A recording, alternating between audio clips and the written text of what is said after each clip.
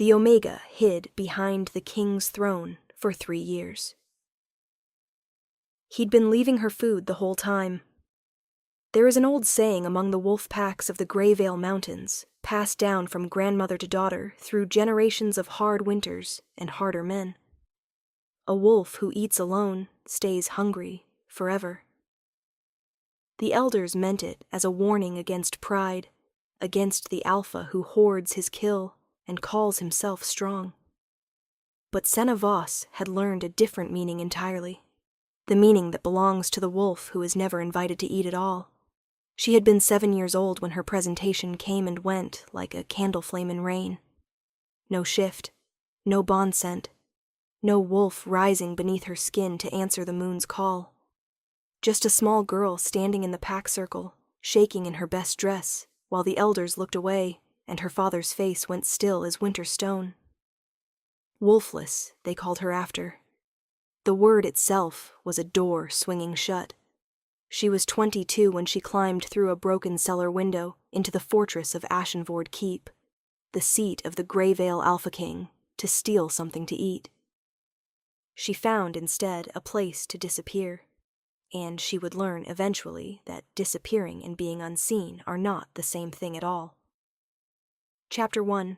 The Space Behind the Throne. The throne room of Ashenvord Keep was built to intimidate. Black granite floors polished until they held the ghost of every face that had ever knelt on them. Pillars of ash-white stone carved with running wolves, and the names of pack kings stretching back 4 centuries. And the throne itself, a high-backed monument of iron and dark oak, so massive that the alcove behind it held its own geography. A dim pocket of shadow 6 feet deep, screened by a tapestry of burgundy wool depicting the first hunt. Senna discovered it on her 3rd night inside the keep. She had been living in the cellar at first, slipping between storerooms, eating stale bread and hard cheese, sleeping on a folded sack. But the cellar had a porter who made irregular rounds, and Senna had learned early that irregular was the most dangerous kind of schedule. She'd been pressed against a cold wall for 4 hours once, barely breathing, while he dozed 2 feet away over a lantern. The throne room was empty at night. The king held his audiences in the mornings, his war councils in the afternoons, and by the time the great iron chandeliers were dimmed and the guards rotated to the outer corridors, the hall belonged to silence and the slow, orange breath of the hearth fire. Senna had crept in on a Tuesday, meaning to cross through to the East Library, where she'd spotted a half-eaten tray left on a windowsill. She'd stopped when she saw the tapestry stirring in the draft from the high windows, and something in her, the small, hunted animal she'd become, recognized the possibility. She pulled it aside, pressed herself into the alcove, felt the thick stone at her back, the way the tapestry fell and made the darkness complete. She wept a little, quietly, because it felt safer than anywhere she'd been in years. She stayed. Chapter 2. The Household of Ashenvord. The king's name was Corvin Ashevane, and he was nothing like the rumors. The rumors, which Senna had collected over years of living at the margins of Greyvale Pack Society, homeless after her father sold their cottage to pay his debts, and died of drink the following winter, described him in the vocabulary of fear, iron-fisted, merciless with challengers. A man whose bond scent was said to carry the cold weight of midwinter, against whom no Omega had ever held their ground. She watched him from behind the tapestry and revised her assessment over weeks. He was tall, yes, and the authority in his posture was not a performance. It was structural, built into the way he occupied space. His hair was dark and close-cropped at the sides, and he had a healer's habit of watching someone's hands while they spoke, as though hands told a truer story than faces. His bond scent, when it drifted past the tapestry, wood smoke and cold iron, and, underneath, something that startled her, something almost like cedar and rain, was not cruel. It was simply vast. He was not merciful to those who deserved harshness. Senna watched him strip a beta lord of his title for skimming grain taxes from pack families who were already hungry, his voice level and absolute as a sentence handed down by the mountain itself. But she watched him also, smaller moments, private ones, pause beside an elderly Omega servant struggling with a heavy basket and take it from her without remark, carrying it to the kitchen as though this were entirely ordinary. She watched him read letters from pack children who'd sent drawings to the keep and answer each one in his own hand, late at night, when the hall was empty of everyone but Senna, pressing her eye to the gap in the tapestry. She watched him, and she stopped being afraid of him. That, she knew, was its own kind of danger. Chapter 3. The First Plate. The food appeared on the 43rd day. She had been counting, because counting was the kind of discipline that kept her sane. 43 days of existing in the margins of Ashenvord Keep, behind the tapestry at night, creeping through service corridors during the midday changeover when the halls were briefly crowded enough that one more moving figure went unremarked. She'd found a wool cloak in a lost and found chest near the east gate and wore it with the hood up. In a keep with over 200 household members, no one looked hard at a hooded shape who walked with purpose. She fed herself on scraps and strategy. A piece of bread here, an apple left beside a window. Twice a full meal she'd assembled from a dozen different stolen bites, eaten behind the tapestry with her knees to her chest, trying to be very quiet about how grateful she was. On the 43rd day, she pulled back the tapestry at midnight to find a plate tucked into the alcove. She nearly knocked it over pulling away from it, pressing herself against the stone, heart slamming. She waited. Nothing moved. After 10 minutes of silence, she crouched and looked at the plate in the thin light from the high windows. Bread, still slightly warm, a wedge of hard cheese, 3 dried figs, a small clay cup of water. No note. No trap that she could find, though she examined the alcove with shaking hands for several minutes. She ate every bite. The plate appeared again the next night, and the night after that. Always different food. Roasted root vegetables, a thick slice of preserved venison, once an entire small honey cake that made her press her hand over her mouth to stop herself from making a sound. Always at midnight. Always when the hall was empty. She watched from deeper in the alcove shadow, motionless, for 3 nights before she accepted that whoever left it never lingered to watch. She told herself it was a coincidence. A servant using the alcove as a cache, abandoning portions for their own later consumption. She told herself this for several weeks, with the conviction of a woman who needed the story to be true. She was not, she reminded herself firmly, in the business of hoping. Chapter 4. 3 years. 3 years. She had not intended to stay 3 years. She had intended to stay through the winter, gather enough stability to move on, find some village far from Greyvale where a wolfless woman might hire herself out as a healer's assistant or a scribe's apprentice. She could read, which set her apart from a fair number of people in the outer territories, and she had a memory for plants and remedies picked up from an old Omega woman who'd been kind to her once. But the winter came and went, and she was still there. And then the spring, and the summer, and 3 winters turned like slow millstones. What kept her was not only safety. Ashenvord Keep was, for all its grandeur and its iron weight of authority, a living place. She existed inside it the way a secret lives inside a story, present in every gap, necessary to the architecture, even if no one could name where it was. She learned the keep the way you learn a person you love, comprehensively, over time, by paying attention. She knew which floorboards were silent and which sang. She knew that the housekeeper, Marette, cried every year on the anniversary of her daughter's departure, and that the king always contrived to send her on an easy errand that day, so she could cry in the garden unobserved. She knew that the kitchen boy, Pip, was teaching himself to read from a torn almanac, and she'd started leaving pages from her own small store of salvaged text where he could find them. She knew, though she refused to examine this knowledge too closely, that the food behind the tapestry never stopped. 3 years of plates, left nightly by hands she'd never seen leave them. maintained with the faithfulness of a tide. She also knew, with the particular knowing of a woman who has spent 3 years memorizing a person through a gap in a tapestry, that the plate was left by Corvin Ashevane himself. She had seen his ring once, glinting in the firelight as he set down a cup beside the throne before retiring. The same ring was always near the plate in the morning.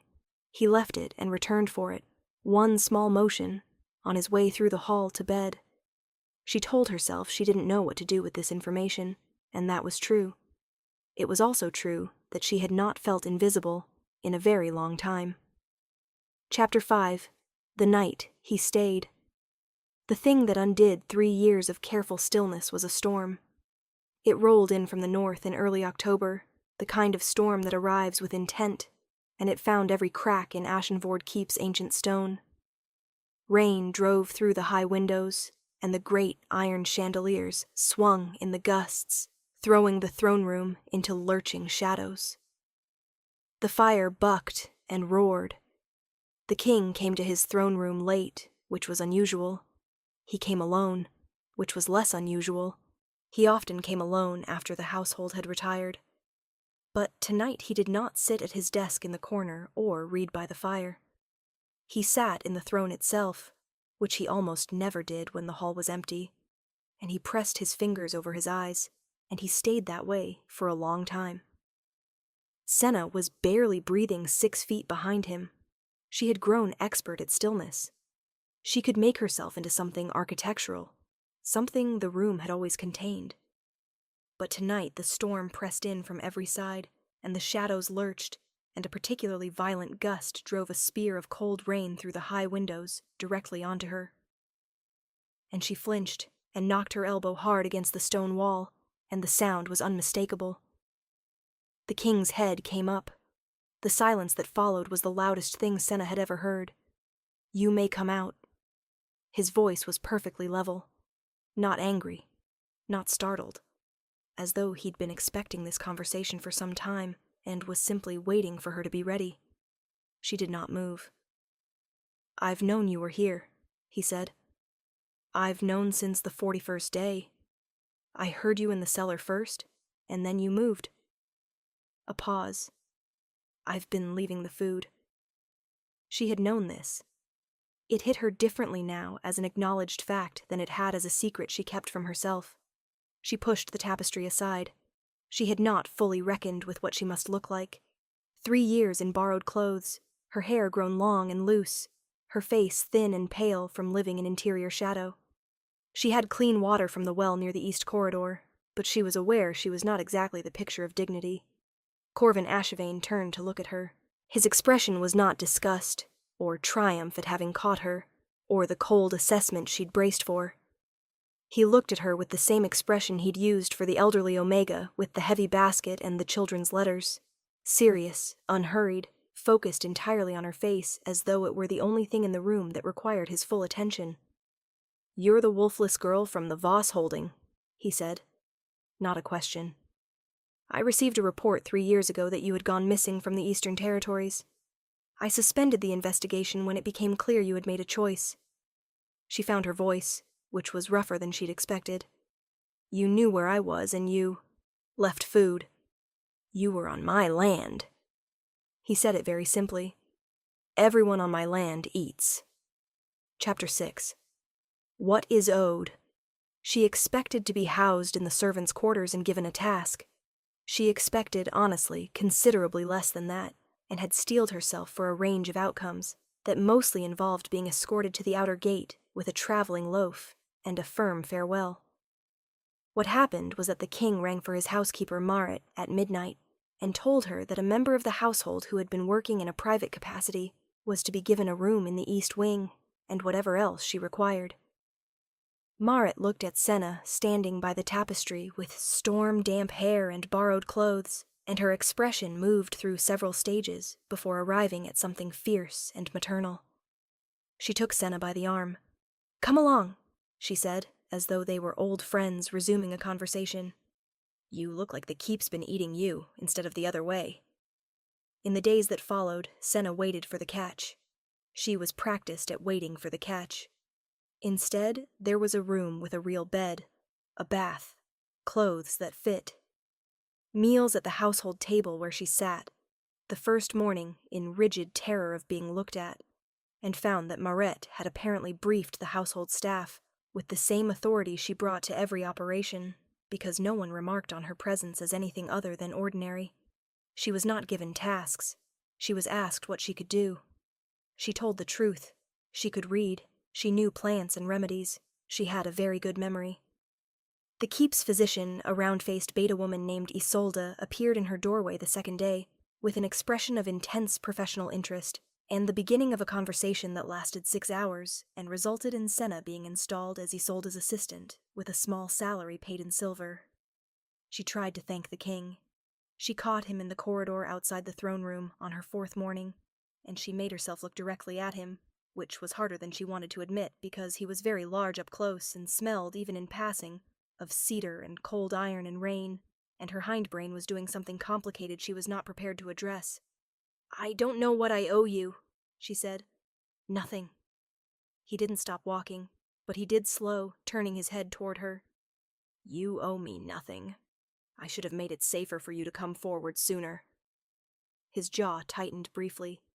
"That is a debt that runs the other way." She stood in the corridor after he had gone and felt something shift in her chest, something that had been locked and calcified, beginning against her will to move. Chapter 7. The Language of Attention. She had thought that being seen would feel like being exposed. It didn't.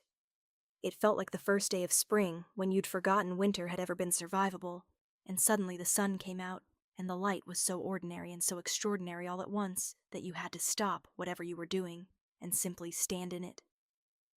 Corvin Ashevane saw her. Not the wolfless charity case, not the interesting novelty of the woman who'd lived behind his throne. He saw her arguments with Isolde over treatment protocols. He saw her teaching Pip, the kitchen boy, how to decode the almanac she'd been leaving him pages from, which turned out to be a project the whole kitchen had adopted with suspicious enthusiasm. He saw her lose her temper. Once, when a visiting lord spoke to a young Omega maidservant in a tone that raised every hair on the back of Senna's neck, and she said something to the lord that was precise and not very polite and accurate as a blade. She saw the look on Corvin's face after that. Not embarrassment at the scene, but something that looked uncomfortably like admiration, which she filed away and refused to examine. He made excuses to speak with her. This was how she knew, not from the food, not from the room, but from the specific quality of excuses a man who commands a mountain fortress invents when he wants to talk to someone without admitting he wants to talk to them. He asked her opinion on the medicinal herb garden, because Isolde had mentioned her knowledge of plants. He asked her to identify a plant cutting someone had sent from the lowlands. He asked her once, with magnificent casualness, what she was reading, and then proceeded to hold up his entire afternoon schedule by 90 minutes discussing it. His bond scent, when he was near her, had changed from what she'd known through the tapestry. Or perhaps it had always been this way, and she'd simply not been close enough. It was still cedar and cold iron and rain, but there was something warm under it now, something that rose when he looked at her, something her entire body recognized, and her mind had not yet permitted her to name. She had no wolf. She had no bond scent of her own, no pack bond, no instinct that could answer his the way a true Omega's would.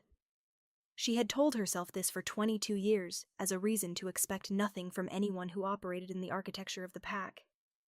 She sat with this information one evening in her room, and she thought, a wolf who eats alone stays hungry forever. She thought about what it meant to be offered a table. Chapter 8. What She Was Worth. It came to a head, as things do, publicly. A delegation arrived from the western reaches of Greyvale Pack territory, 3 Alpha Lords and their retinues, come to discuss the renewal of a trade agreement. Among them was Lord Caveth of the Voss territories, the man who had purchased her father's cottage, who had, for reasons Senna had never fully understood, developed a proprietary interest in the narrative of her disappearance. She saw him across the hall at the reception dinner and went still in her chair with the particular stillness of prey. He saw her too. and because he was the kind of man who had always mistaken loud certainty for authority, he said, clearly in a voice designed to carry, that the king appeared to have found himself astray. The table went quiet. A wolfless vagrant. Lord Cavith continued, addressing the room rather than Senna or the king, enjoying the sound of his own conclusions. Her father was a drunkard. No pack, no wolf, no standing. I should wonder what services she renders to warrant a seat at this table. What happened next was not a dramatic declaration. It was quieter than that, and therefore worse for Caveth. Corvin Ashevane set down his wine cup. Senna Voss, he said with the same calm he used for stripping land titles, is the assistant physician of this keep, a scholar of plant medicine with knowledge that exceeds half the healers in the territory, and the person who identified the blight in the Southfield herb stores last month that would have cost this household considerably more than your entire annual tithe. He looked at Cavith the way he looked at problems he had already solved. She has more standing in this hall than anyone who measures worth by accident of birth. A beat. You will address her properly, he added, or you will address the road home. Cavith addressed her properly. After the dinner, Senna found the king in the corridor outside the great hall, standing with his back to the wall and his eyes closed, doing the thing she had learned he did when he needed a moment, just standing, breathing, letting something drain. She stopped a few feet away. You didn't have to do that, she said. He opened his eyes.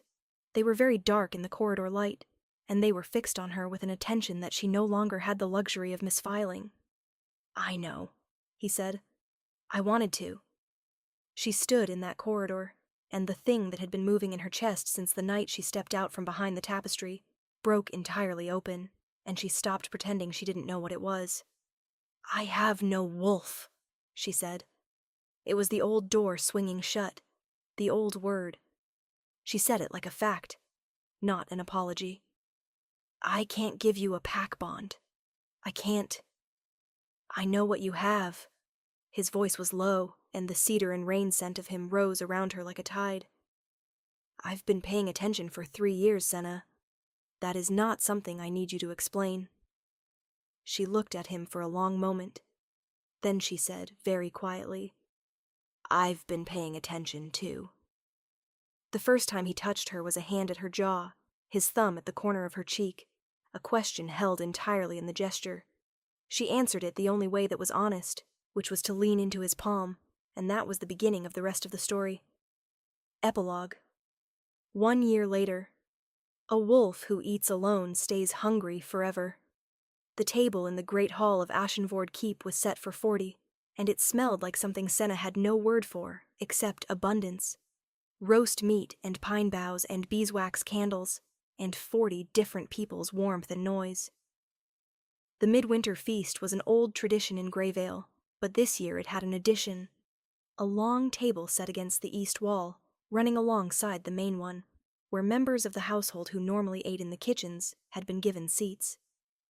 Marit was holding court at the end of it, with an expression of satisfaction she made no effort to conceal. Pip, who was now reading with some fluency and had developed an alarming opinion about philosophy, was arguing with Isolde about something Senna could hear from across the room and chose, wisely, not to intervene in. At the high table, at the king's right hand, Senna Ashevane sat in a dress the color of deep amber, her hair braided with small silver pins, her left hand resting on the table with the new ring on it, a narrow band of silver set with a piece of cedar dark jet, chosen because he had said it matched her eyes in a certain light, and she had told him this was the most embarrassing thing she had ever heard, and he had looked pleased with himself in a way that she had come to understand was entirely reserved for her. She reached into the small inner pocket of her dress and closed her fingers around what lived there. A small piece of ceramic, one handle of a clay cup, broken off cleanly. She had kept it for 3 years without quite knowing why. It was from the very first cup he'd left beside the plate in the alcove, the night she'd knocked it over in her first startled reaching. She'd repaired the plate, but the handle was too small, and she'd kept it without justification, a woman who had very little and could not bring herself to discard anything given without motive. She held it in her palm now, and she thought about hunger. Real hunger. The cellar kind. the kind that starts in the body and travels until it lives in the soul. She thought about the 43rd day and a plate in the dark, and what it meant that a man had seen her and not reported her, had known her and fed her, had watched her through the same gap in a tapestry through which she'd watched him, and had waited, patiently, absolutely, without demanding anything in return, for her to be ready to come out. She thought about the saying, and what she had always believed it meant. The warning against hoarding. The wolf who eats alone. She thought now that it had a third meaning she'd only understood here, at this table, in this year. A wolf who eats alone stays hungry forever, because hunger is not only about food. It is about being known. It is about someone noticing that you haven't eaten and deciding, quietly, to do something about it. It is about someone leaving a plate. Corvin turned from his conversation with the Lord on his left to look at her. That particular look, attentive and specific, the one she now understood he had only ever turned on her and only ever would. And his hand found hers on the table. She pressed the ceramic handle briefly under her thumb before she slipped it back into her pocket. "What are you thinking?" he asked quietly, under the noise of the hall. She looked at the table. All the people at it, eating, arguing, laughing, and she looked at him. "That I'm not hungry anymore," she said. He squeezed her hand, and the fire and the great hearth threw their shadows together on the wall behind the throne, and they stayed that way for a long time, among all the people who had been invited to eat. End.